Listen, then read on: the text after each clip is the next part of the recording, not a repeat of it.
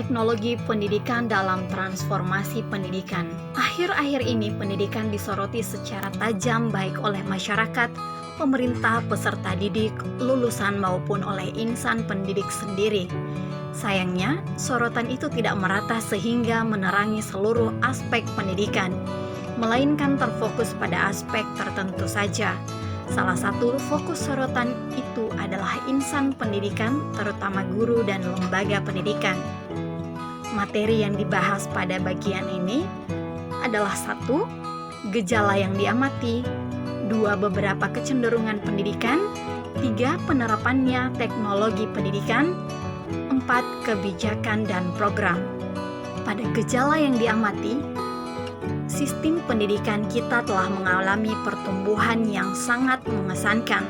Pada jenjang sekolah dasar, jumlah siswa telah berkembang dari 19 juta pada tahun 1977 menjadi 26 juta pada tahun 1986. Jumlah lulusan sekolah dasar pada tahun 1986 sebesar 3,3 juta dan sekitar 65% dari mereka telah tertampung di sekolah menengah tingkat pertama. Jumlah siswa SMTP berkembang dari 3 juta pada tahun 1977 menjadi 6 juta pada tahun 1986. Garis besar haluan negara tahun 1988 telah menentukan bahwa titik berat perkembangan pendidikan diletakkan pada peningkatan mutu setiap jenjang pendidikan. Adalah menjadi kewajiban kita untuk merinci dan menentukan terlebih dahulu apa sebenarnya yang dijadikan indikator mutu tersebut sebelum kita menyusun program kegiatan. Namun dalam kenyataannya banyak program-program yang telah disusun bahkan dilaksanakan sebelum indikator mutu dapat ditentukan dengan jelas. Beberapa kecenderungan pendidikan, kembangan masyarakat akan membawa pengaruh terhadap perkembangan nilai, prinsip, dan prosedur dalam pendidikan.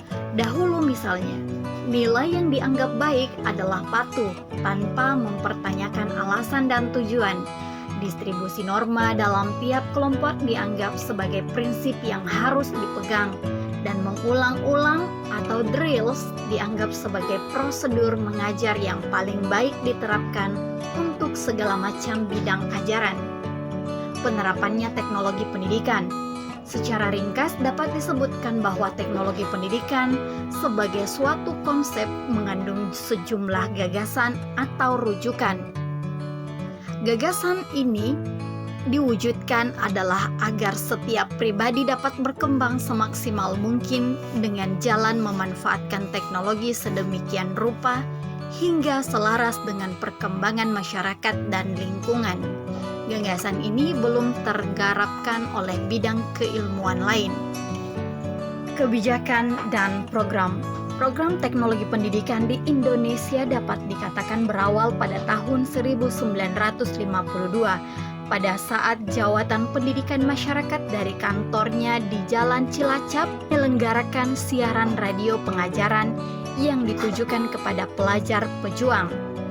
Usai kegiatan ini memang tidak lama dan kemudian disusul dengan terbentuknya Teaching Aid Center dan Science Teaching Center yang berpusat di Bandung dan mempunyai 7 cabang regional.